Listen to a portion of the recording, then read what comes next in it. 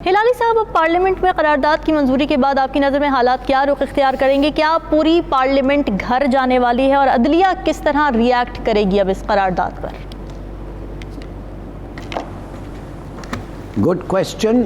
मेरे ख्याल में ये बिल्कुल हो सकता है। उनका ख्याल है, उनका मर्जी है शायद कि इलेक्शन में तो हम पिट जाएंगे, तो क्यों नहीं सियासी शहीद बने, क्यों नहीं हम इस बात पे घर जाएं, वैसे ही हार जाएंगे। देखिए, मगर मैं आपको जिक्र मैं ये बताना चाहता हूँ कि ये हो क्या रहा है। ये पीडीएम, ये तो they are leading a clash of institutions. ये कन्फ्रंट कर रही है सुप्रीम कोर्ट ऑफ पाकिस्तान। उन्होंने उनके मुंह पे कह दिया है तुम्हारा जजमेंट हम रिफ्यूज करते हैं, तुम्हारे चीफ जस्टिस ऑफ पाकिस्तान और 3 जजेस के खिलाफ हम केस मूव करेंगे, रेफरेंस मूव करेंगे। हाँ। माने कि कोई गुनाह किया है उन्होंने, कोई ऐसी चीज की है कि काबिले वो डिसमिसल है, और फिर हम कोऑपरेट नहीं करेंगे आपसे। और सनाउल्लाह ने तो कहा है जो भी लोग कहें कॉन्स्टिट्यूशनैलिटी पे इमरजेंसी याद रखो, हम हर किसी वक्त भी अप्लाई कर सकते हैं और शायद कर भी दें, गलत भी अगर हो करेंगे। और क्या क्या इंसल्ट्स कर रहे हैं जुडिशरी और जजेस को। कब तक जुडिशरी ये टॉलरेट करेगा इस किस्म के इंसल्ट्स? देखिए, मैं कहता हूं इनफ इज इनफ। अच्छा, और दूसरी बात है, माफ करिए, ईसीपी क्या कर रहा है? ईसीपी इस हद तक तो नहीं गया है, मगर कंसिडरिंग के ईसीपी एक सेमी जुडिशियल बॉडी है, एक ऑर्गेनाइजेशन है जो पॉलिटिक्स में नहीं है, बल्कि उनका काम सिर्फ एक है इलेक्शन। वो तो पब्लिकली कह रहे हैं हम तो एक पंचिंग बैग, उन्होंने अल्फाज यूज किया है कि हमने एक पंचिंग बैग बन गए हैं डिफरेंट इंस्टीट्यूशंस पे। वाह, माने के सुप्रीम कोर्ट को एक्यूज कर रहे हैं। वो कह रहे हैं सुप्रीम कोर्ट ने डाइल्यूट किया है हमारी अथॉरिटी, हमारी कुछ रही नहीं है, हमारे नोटिसेस पे कंटेम्प्ट हो रहा है, हमें हमारे हुक्म को इग्नोर कर रहा है, और जिक्र किया है कि कोर्ट्स कोई परवाह ही नहीं करते हैं। तो माफ करिए, अगर आपके 2 इंस्टीट्यूशंस इस किस्म की उनकी स्टांस है अगेंस्ट द सुप्रीम कोर्ट, और तीसरा तो खैर वो अब पीटीआई, वो कहते हैं चौधरी ने तो कह दिया है डिसएसोसिएट करो, नहीं तो 63A के तहत हम मूव कर रहे हैं और तुम ट्रीजन कमिट कर रहे हो। नाउ टेल मी, ये सब चीज सुन के आप मुझे बताए रमीन, क्या इससे बुरा कभी सिचुएशन इस मुल्क में रहा है? ईसीपी और पॉलिटिकल पार्टी एक और जो गवर्नमेंट में है और सुप्रीम कोर्ट, मैं समझता हूँ it's terrible. Right, unprecedented. Hilali साहब, अगर पीटीआई और पीडीएम दोनों ही इकट्ठे इलेक्शन कराने पर रजामंद है तो फिर बज़ाहिर तो ये डेडलॉक खत्म हो जाना चाहिए। तो क्या पीडीएम को पीटीआई के साथ मिलकर इलेक्शन तरामीम कर लेनी चाहिए आपकी राय में? देखिए, बिल्कुल इनका they don't see I to आई, किसी इश्यू पे वो आई टू आई नहीं देखते हैं। वो कहते हैं कि हाँ इलेक्शंस होना चाहिए, मगर आपको और मुझे पता है ये 2 साल तक इलेक्शंस नहीं चाहते हैं, और अभी भी इनकी कोशिश पूरी होगी कि ये 2 साल तक पोस्टपोन करने। कैसे पोस्टपोन करें? Through an emergency perhaps. देखिए, मैं आपसे ये कहना चाहता हूँ कि पीटीआई को ज़रूरत क्या है ये जाके स्टेटमेंट्स देना कि आओ बात करो, हम अक्टूबर तक पोस्टपोन कर सकते हैं अगर वाकई तुम हमें कन्विंस कर दो। भाई क्यों भाई? क्या आप समझते हैं कि ये लोग, आप बताएं तो सही, मकसद क्या है? हिलाली साहब, बजाय तो ये लगता है ना कि देखिए पंजाब की असेंबली, केपी की असेंबली इसीलिए तोड़ी थी पीटीआई ने कि जनरल इलेक्शंस की तरफ बढ़ा जाए। तो वैसे तो ओरिजिनली वो यही चाहते थे कि जनरल इलेक्शन हो, इसलिए वो अक्टूबर की बात भी अब शुरू कर रहे हैं। नहीं, मैं ख्याल में कि अब फैसला हो गया है, सुप्रीम कोर्ट ने कह दिया है, ठीक है, ऑपोजिशन नहीं मान रही है, वो उनका काम है।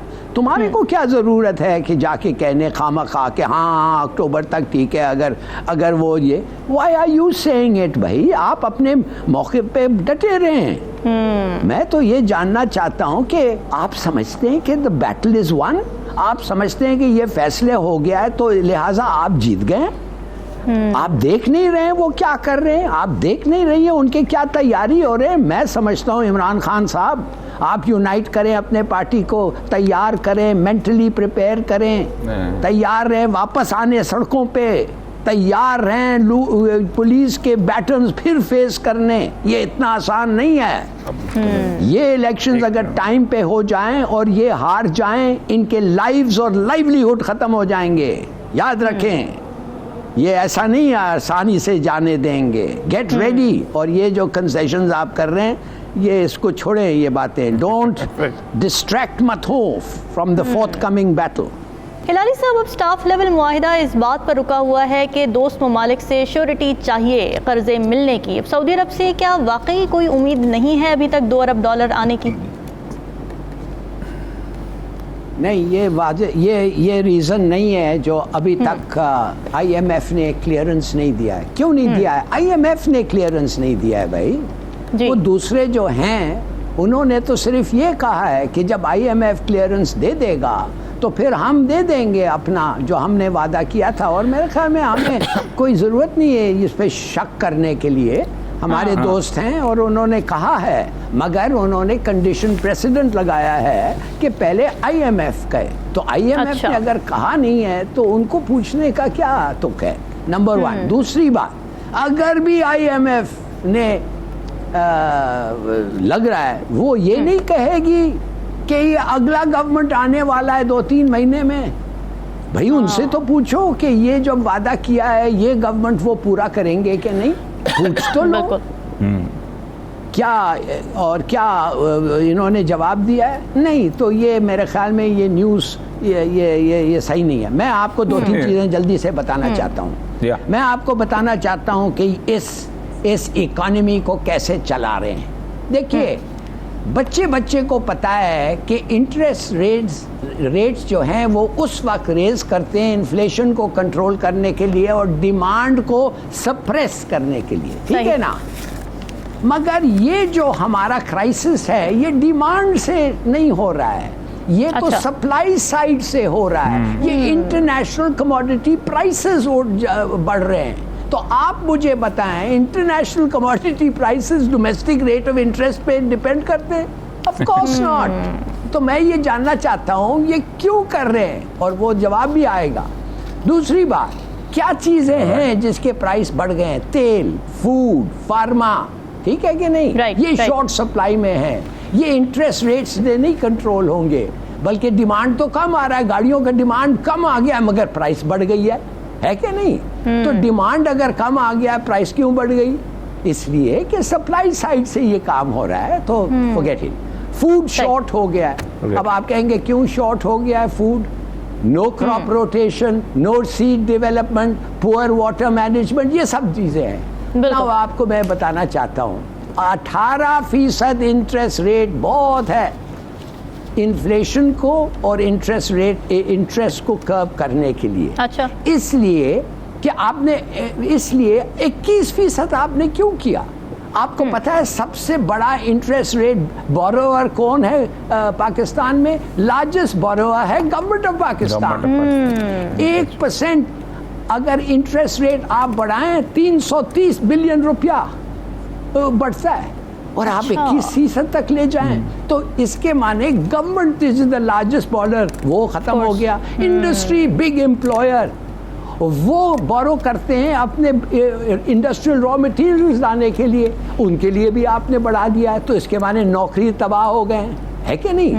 कि गवर्नमेंट बोरो करता है और ये भी लोग बोरो करते हैं, तो ये दो मेन बोरोअर्स जो हैं इनका तो पट्टा बैठ गया है।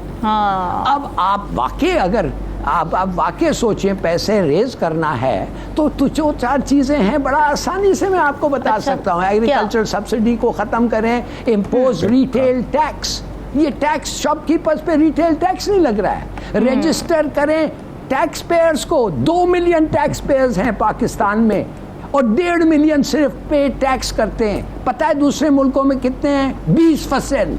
20% शुड बी पेइंग टैक्सेस। और आपके पास नादरा का बड़ा अच्छा इंतजाम है, डेटा है, क्यों नहीं आप जाके ये करते हैं?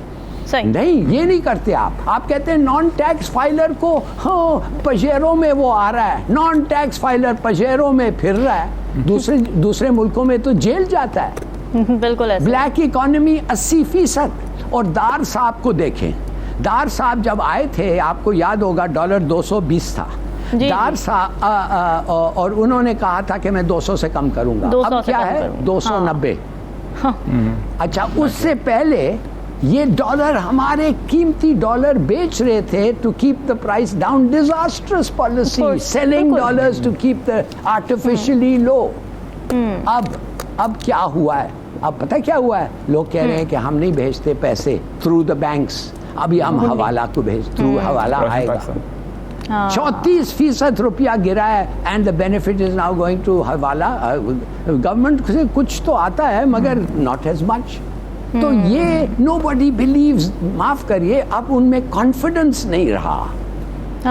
सही है। सही बात है। मैं सिर्फ 2-3 चीजें खत्म करके मैं ये कहना चाहता हूँ कि देखिए direct tax is the answer, direct tax, मगर ये डायरेक्ट टैक्स नहीं, ये वो जीएसटी में करते हैं। मगर IMF ने क्यों कहा है कि इंटरेस्ट रेट्स बढ़ाओ? इसलिए कि जब आप अगर इंटरेस्ट रेट्स नहीं बढ़ाएंगे तो आप देखें आपका सबसे बड़ा लायबिलिटी क्या हो गया, डिफेंस एंड इंटरेस्ट रेट्स, है कि नहीं? These are the 2 biggest government liabilities. बिल्कुल। और जब आपको डिफेंस आपका काटना पड़ेगा, you have to reduce the defence expenditure. अब आप सोचिए व्हाट डज दैट मीन? और politically it is so pregnant with all kinds of possibilities। जब आप कहते हैं एक इंटरनेशनल IMF ऑर्गेनाइजेशन आपको कहते हैं अच्छा बच्चों तुम हमारे से पैसे चाहिए, अच्छा रिड्यूस योर डिफेंस एक्सपेंडिचर। देखो तो सही, अब वो कैसे मैं होगा? कहता हूँ माफ करिए, मैं एंड करता हूँ।